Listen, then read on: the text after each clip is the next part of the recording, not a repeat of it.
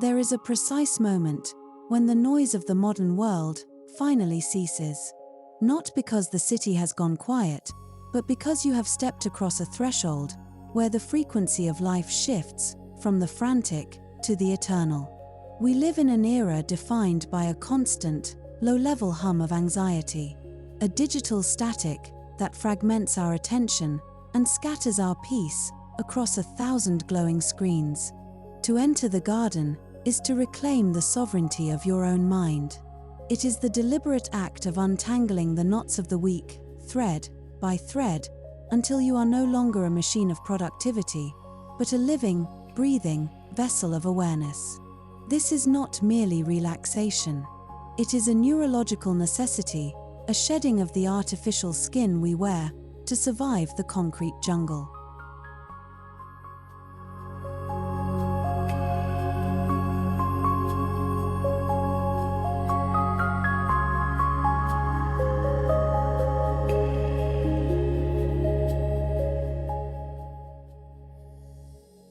This unraveling is physical, as much as it is spiritual. You can feel the cortisol leaving the bloodstream, replaced by the gentle, rhythmic pulse of the natural world. A biological synchronization that our ancestors understood implicitly, but we have forgotten in our race toward the future. We often mistake exhaustion for accomplishment, believing that if we are not draining ourselves, we are not living. Yet, the garden teaches us that the most vital growth happens in the dark, in the quiet, in the deep rest of winter before the spring. To sit in stillness is not an act of idleness. It is an act of deep repair, knitting together the frayed edges of our consciousness with the green thread of the living world.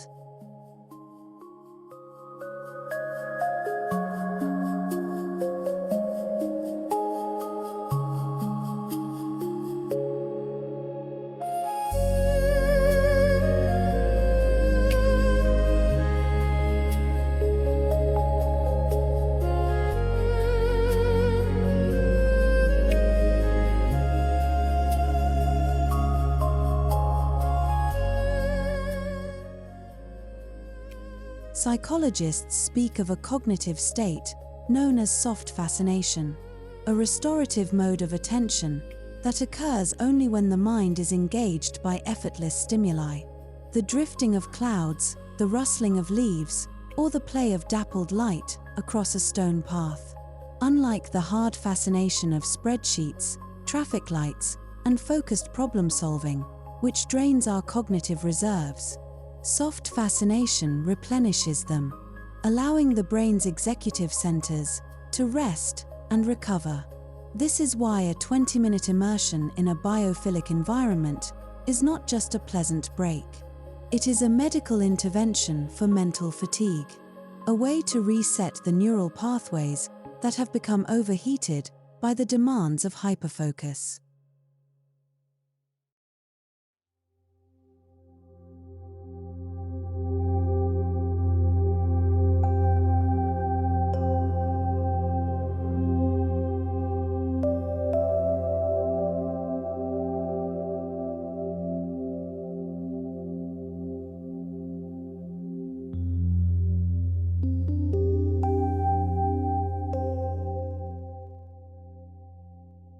The geometry of nature is built upon fractals, self-repeating patterns found in the branching of trees, the veins of a leaf, and the structure of a fern, which our human eyes are evolutionarily hardwired to process with ease and delight.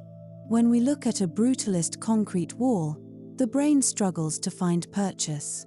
But when we gaze upon the complex, chaotic order of a forest floor or a flower bed, the visual cortex relaxes, inducing a physiological state of calm that is measurable in heart rate variability and skin conductance. This is the biophilic effect, the undeniable truth that we are biological organisms designed to thrive in a biological context, and our separation from it is the root of much of our modern malaise.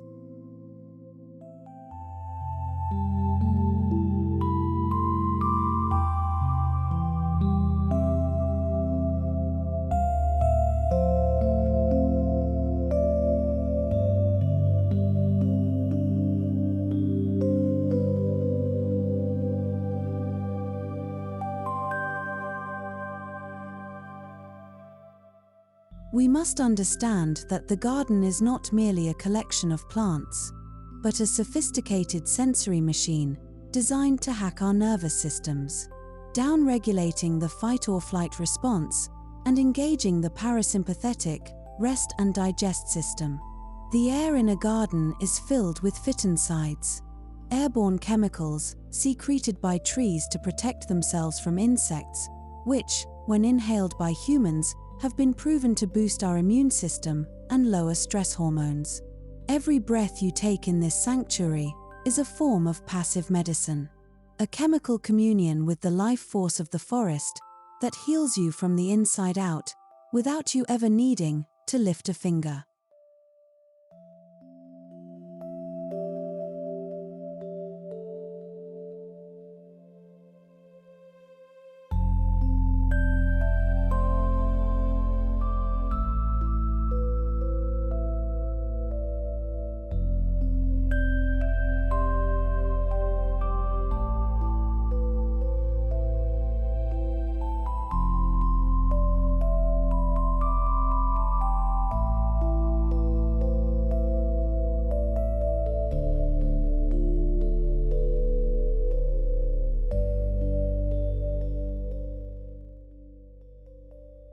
Even the color palette of the garden, the spectrum of greens, browns, and soft blues, is processed by the human eye in a way that requires less energy than the stark, high-contrast colors of the artificial world.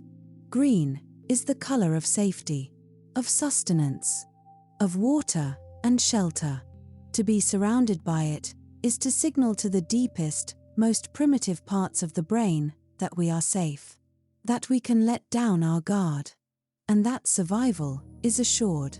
In this state of safety, the mind is free to wander, to dream, and to engage in the kind of deep, unfocused creative thinking that is impossible to achieve in the glare of a fluorescent office.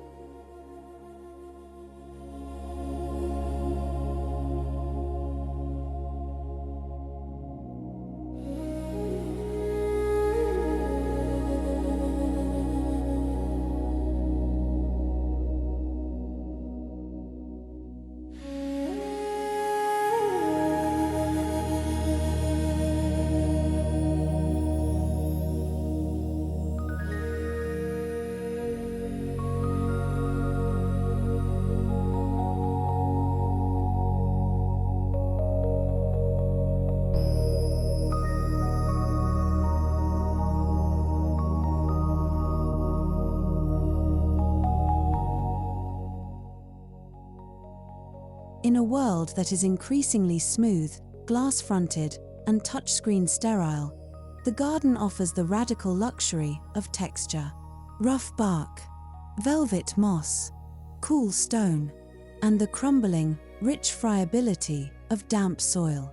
Our hands are the primary instruments through which we interact with the world. Yet for most of us, our tactile experience has been reduced to the frictionless swipe of a finger on a glass plate. To plunge your hands into the earth is to reawaken a sensory system that has been starved of input, grounding you in the physical reality of the moment and reminding you that you are a creature of substance, not just a ghost in the machine.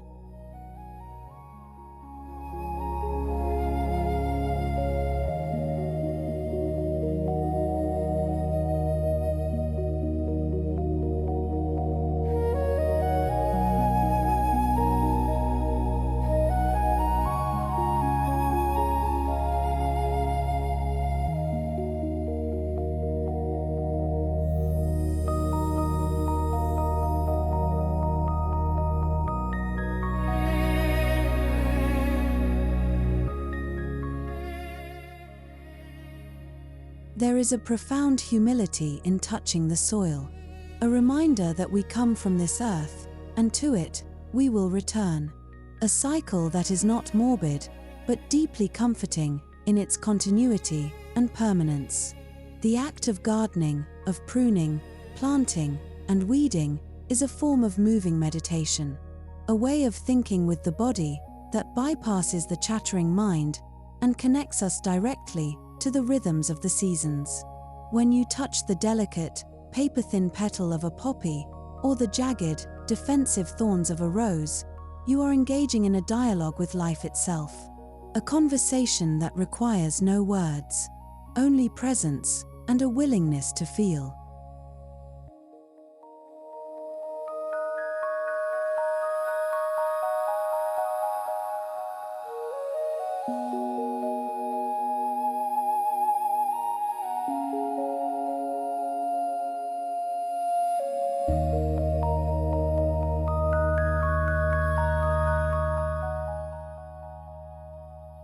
The Japanese practice of Shinrin-yoku or forest bathing emphasizes this multisensory immersion, encouraging us to not just look at nature, but to let it enter through every pore of our skin and every nerve ending. The sensation of a cool breeze on a hot day, the warmth of the sun penetrating a heavy coat in winter, the wet kiss of morning mist. These are not just weather events. They are reminders of our vulnerability and our connection to the elements. To feel the weather is to be alive, to be part of a dynamic, ever-changing system that is vast and indifferent to our petty concerns. A realization that is paradoxically freeing.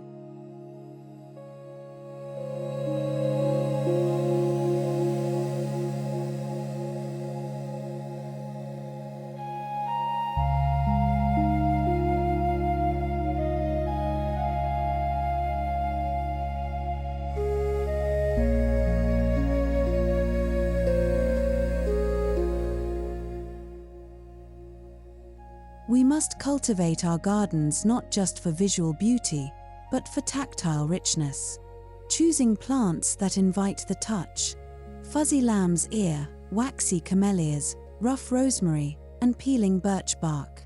By creating a landscape that demands to be touched, we invite ourselves and our guests to slow down, to reach out, and to physically connect with the environment, breaking the barrier between the observer and the observed. This is the essence of the earthcore aesthetic, a rejection of the pristine and the polished, in favor of the raw, the real, and the deeply, beautifully imperfect textures of the natural world.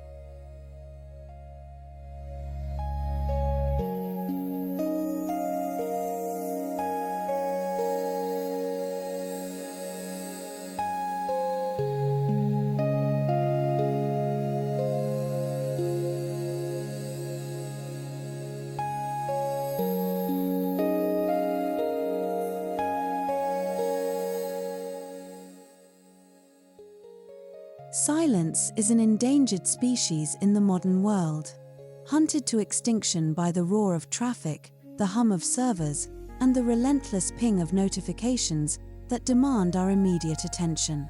The garden preserves silence, not as an absence of sound, but as a specific quality of auditory experience.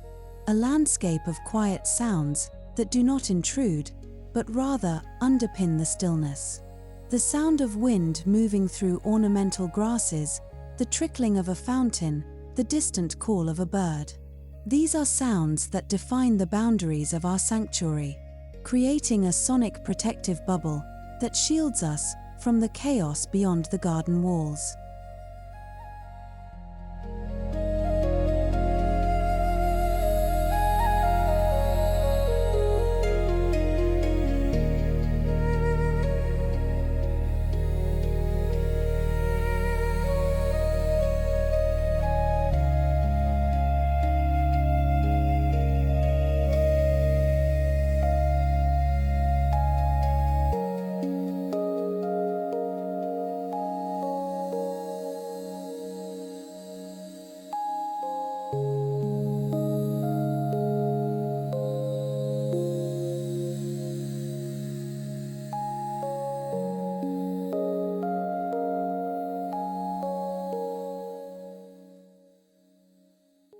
Scientific studies in psychoacoustics have shown that water sounds, specifically the random, rhythmic bubbling of a brook or a fountain, are the most effective masking sounds for human speech and traffic noise.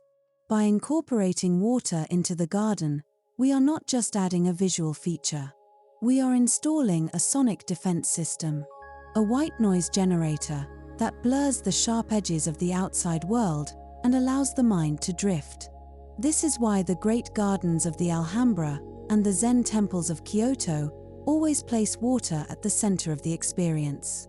It is the voice of the garden, speaking in a language of liquidity and flow, that the soul understands instinctively.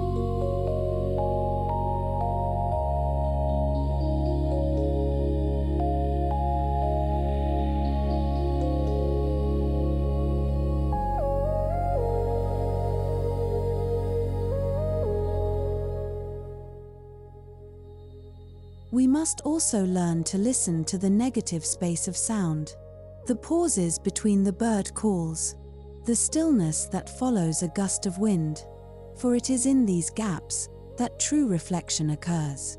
In music, the rest is as important as the note. In the garden, the silence is as important as the bloom. To cultivate a garden is to cultivate a soundscape, to plant trees that will sing in the wind, to lay gravel paths that crunch satisfyingly underfoot, announcing your presence to the solitude.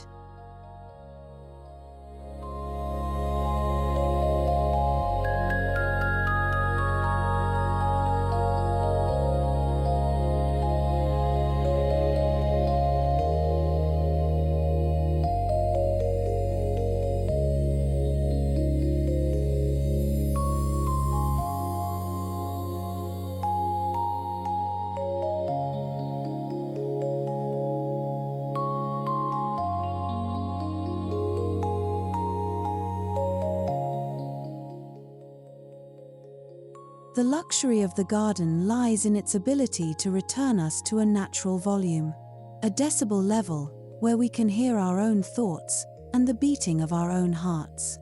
It is a space where the loudest thing is a bumblebee, and the most urgent notification is the sudden, brilliant flash of a cardinal's wing. In this auditory peace, we find that the inner monologue begins to slow down, the critical voice softens, and we are able to hear the subtle, quiet whispers of intuition and wisdom that are usually drowned out by the noise of the day.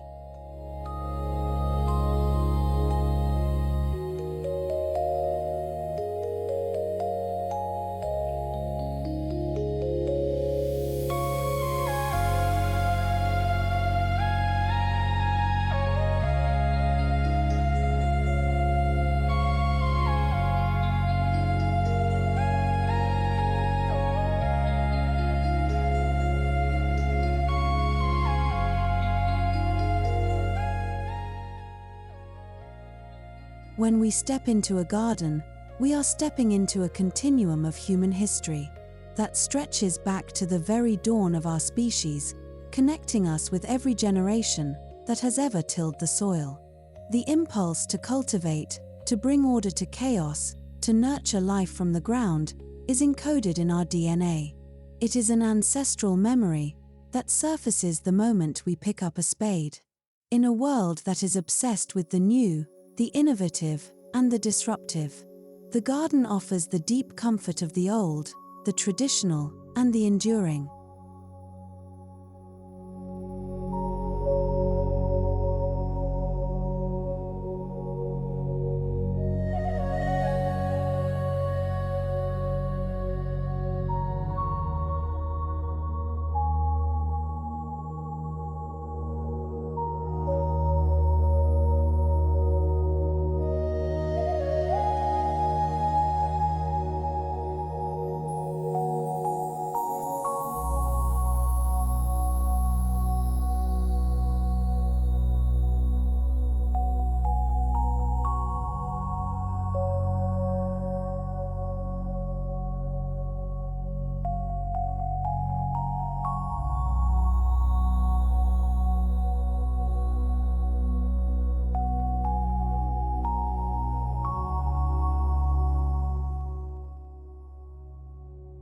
There is a concept in environmental psychology known as place attachment, the emotional bond between person and place, which is strongest in environments that evoke a sense of heritage and continuity.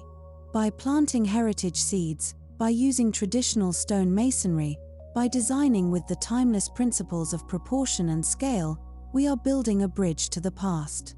We are acknowledging that we are part of a long lineage of caretakers, and that our time in the garden is but a brief stewardship of a piece of land that existed long before us and will exist long after we are gone.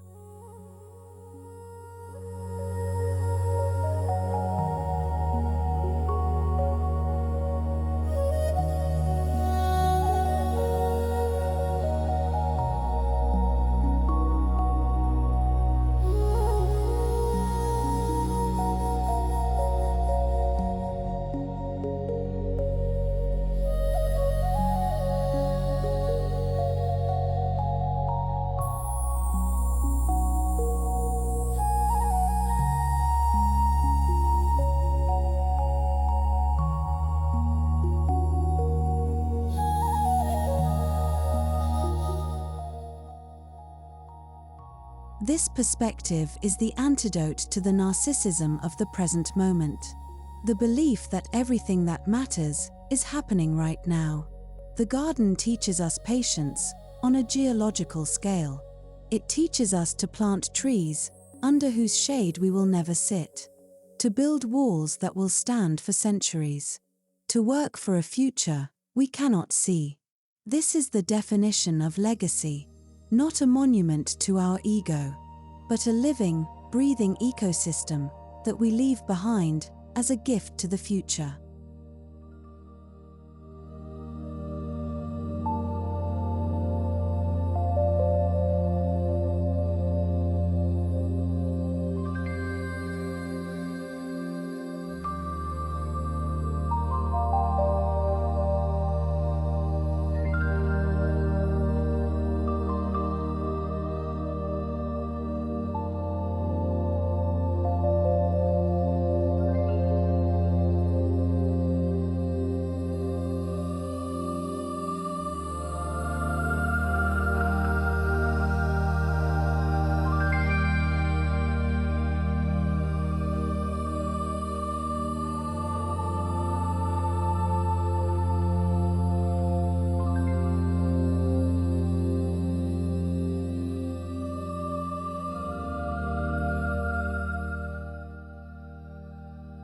We find a specific kind of nobility in the grandma core or cottage aesthetic, not because it is trendy, but because it represents a time when life was intimately connected to the seasons and the soil.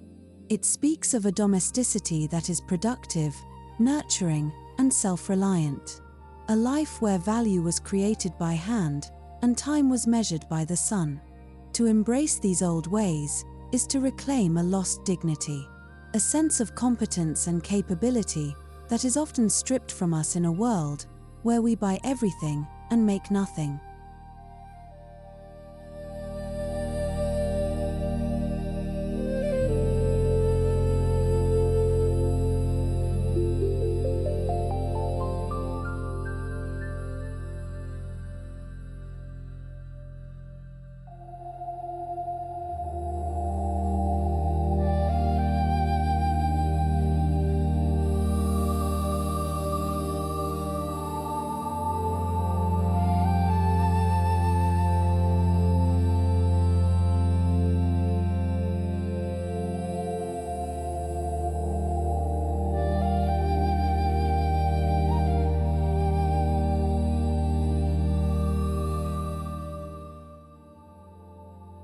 In an age of surveillance capitalism, where every click is tracked and every movement mapped, privacy has become the ultimate luxury good, accessible only to those who can afford to build walls.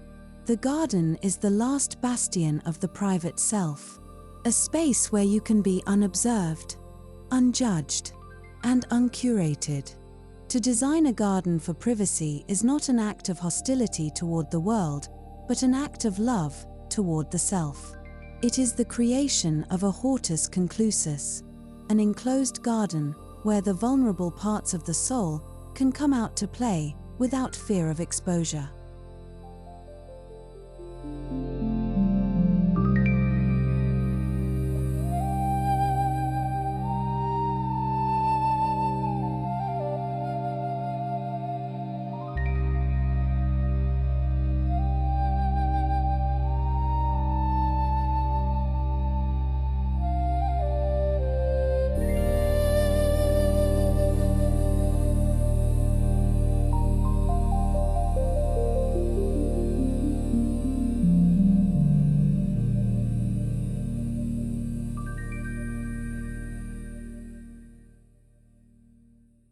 We use layers of planting, tall hedges, canopy trees, screening vines, to create these rooms of solitude, filtering the gaze of the neighbor and the street. But the architecture of privacy is also about creating prospect and refuge, a primal, evolutionary need to be able to see out without being seen. We feel safest when we are tucked into a sheltered nook, our backs protected, looking out over a wide vista. This is the position of the predator, not the prey, and it signals to the brain that we are in control of our environment.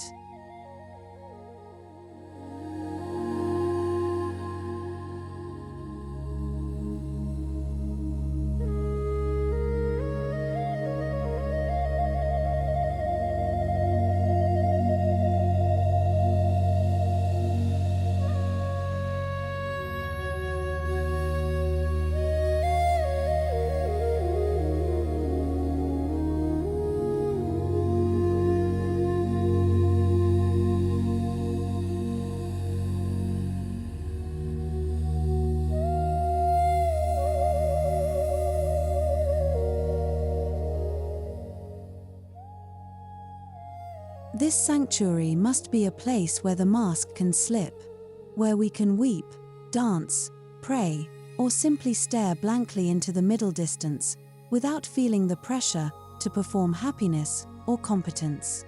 It is a space for the integration of the shadow self, the parts of us that are not Instagram ready, the parts that are tired, grieving, or confused. The garden does not judge. The oak tree does not care if you are successful. The rose bush does not care if you are beautiful. They only ask that you are present.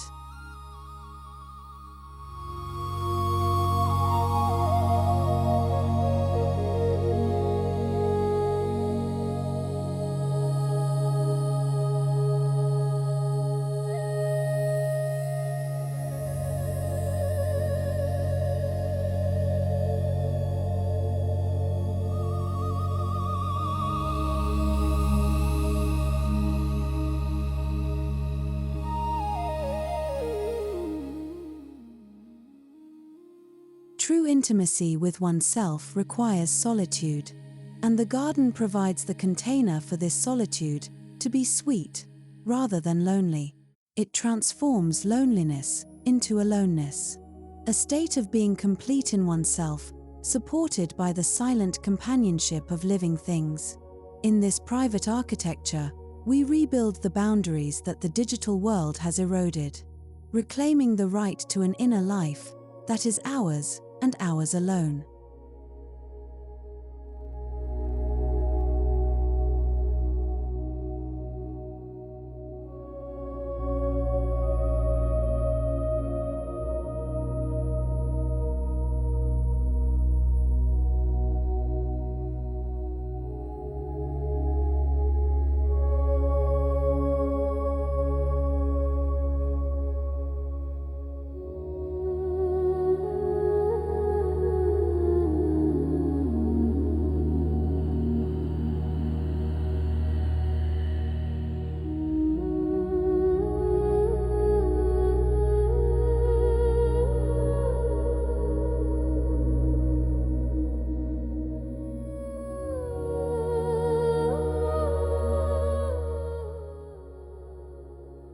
Ultimately, the garden teaches us that the greatest luxury of all is not accumulation, but reduction, the stripping away of the non-essential until only the beautiful and the true remain.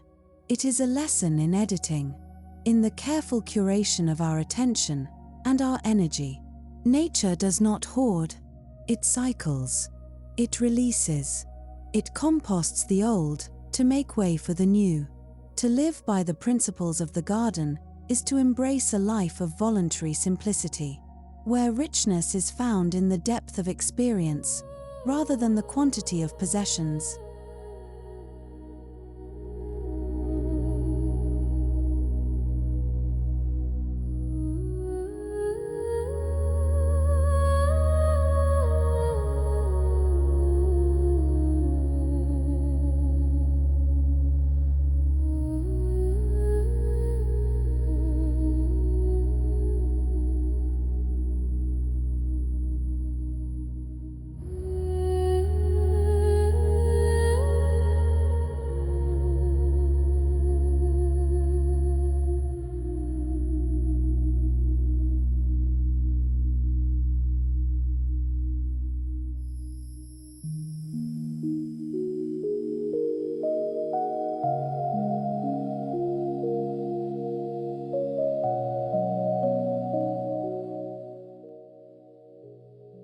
We spend our lives chasing the horizon, believing that happiness lies in the next promotion, the next purchase, the next milestone. Yet, the garden tells us that paradise is right here, at our feet. If only we have the eyes to see it. It is in the way the light catches the morning dew, in the scent of jasmine on the evening air, in the miracle of a seed bursting into life. This is the Sunday sanctuary, not a place you go to escape your life, but a place you go to find it.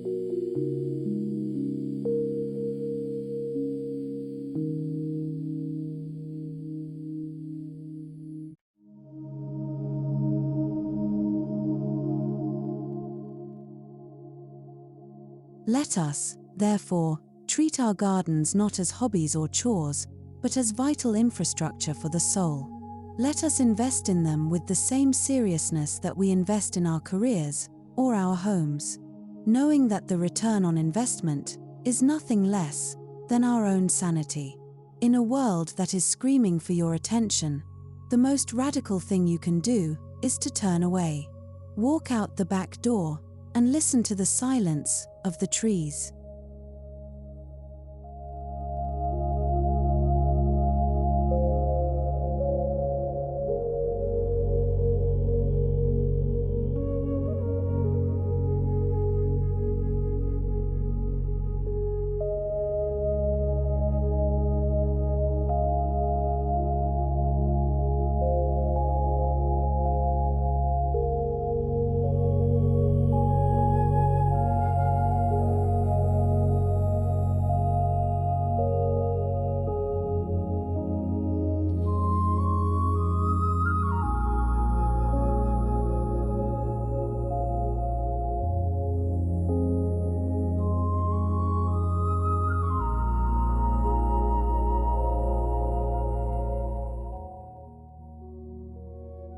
For in the end, we are not separate from the garden. We are the garden. We are organic, cyclical, seasonal beings, trying to survive in a linear, mechanical world. To return to the garden is to return to ourselves, to remember who we are beneath the noise, and to find, in the stillness of a Sunday afternoon, the peace that passes all understanding. Nature is not just a luxury. It is the only true home we have ever known.